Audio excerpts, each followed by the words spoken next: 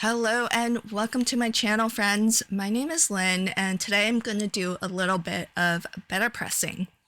Really excited to try this out. I've had this idea to do for a while, but I feel like this BetterPress set is perfect for it because it's got a lot of detail.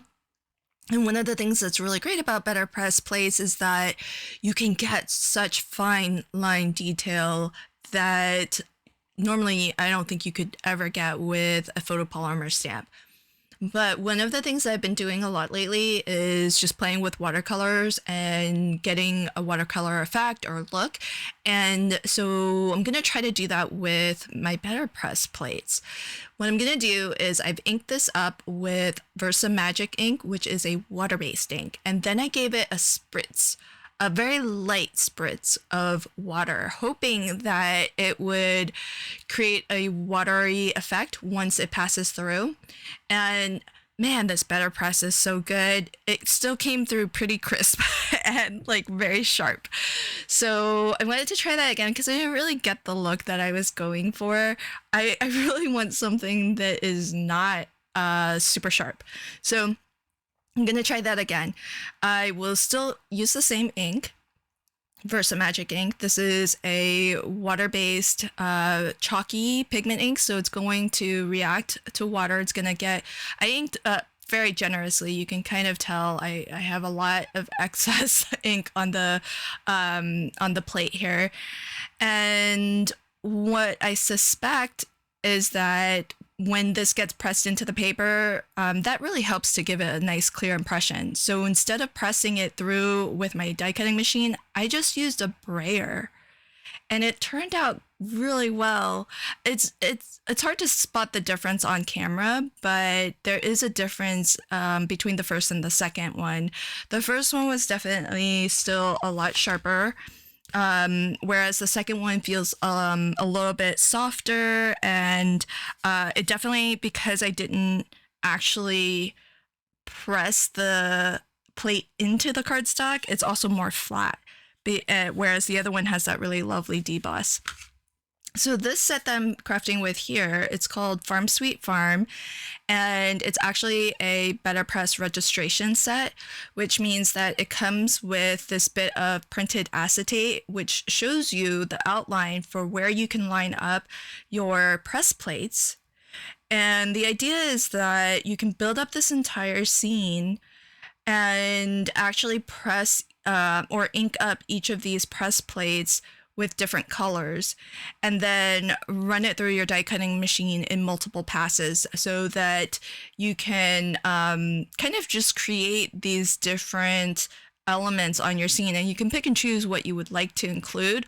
Although I will say that the sky is very specifically designed so that there's gaps, there's areas for where this tree is, where the barn is, and also where that windmill and the second tree is.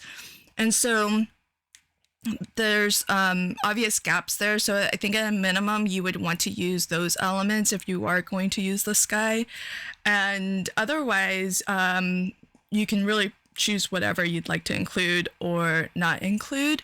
And the beauty of it is that because you can do this in multiple passes and everything is registered to the same location. So each time you run this through your die cutting machine, it's going to place things exactly where they were designed.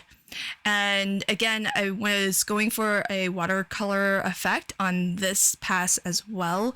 This is kind of like my background elements. So because they're sort of further away in the scene, I feel like they should be a little bit softer, a little bit fuzzier. The barn, since it's front and center, even though it is part of the background, it's a large structure, so I kept that one nice and sharp. I blocked it from the water that I spritzed, but also I inked it with the BetterPress ink, which is an oil-based ink. So it won't react with water anyways, but I wanted to avoid getting any water on it by just blocking it off. And similarly, the cow here is going to be my foreground element. And so the cow, I definitely want to be nice and sharp. I'm gonna ink that with a BetterPress ink as well. So I want to tell you, as I'm continuing to work on this, about Justine's collection. It's called Justine's Farm. It's released. It's her second collection at Spellbinders, and I'm super excited and honored that Justine, who is part of the Creator Collective group, invited some of us on in the group to help her celebrate this new launch. And so we've come together to share some video inspiration for you.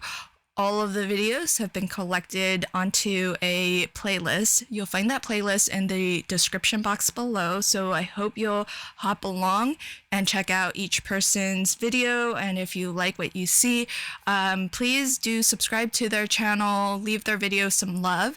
And as well, Justine has secured a $25 prize gift certificate to shop at Spellbinders. So big thank you to Justine for getting us a wonderful prize. So to find out how to enter for a chance to win that $25 gift certificate to shop at Spellbinders, just expand the description box below and you'll find all of the details about how to enter, the deadline for entering, and where and when the winner will be announced. So thank you, Justine, and I love your collection so much.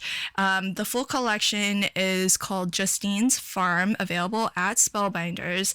There are so many really amazing BetterPress plates in this collection, and the other farm animal collection press plates are just really adorable. I've crafted with some of them already, and they're just really sweet images, so I can't wait for you to see.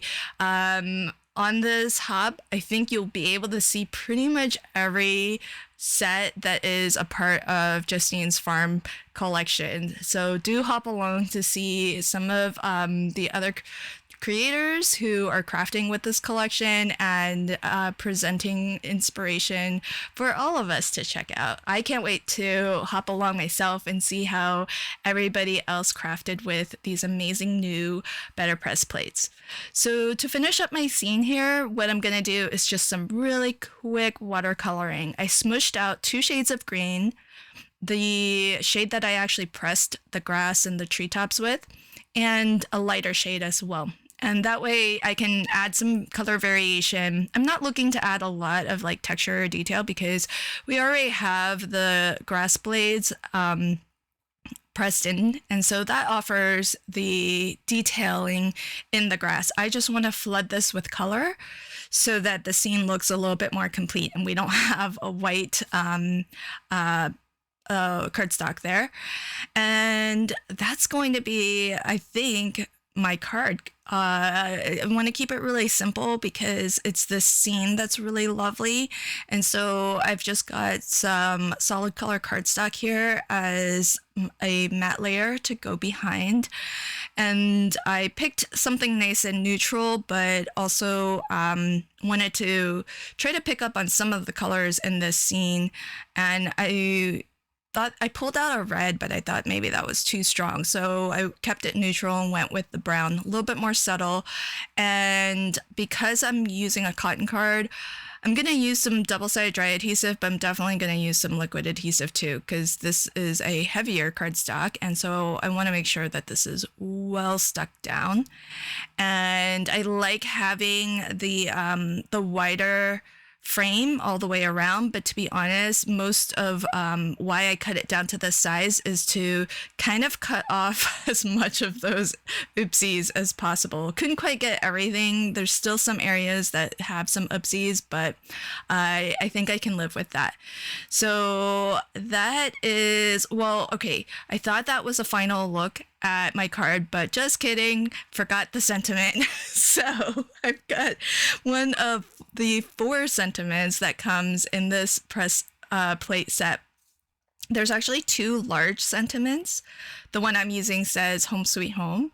there's another large one that's kind of like in the same size and the same font that is Farm Sweet Farm, and that's the name of this set.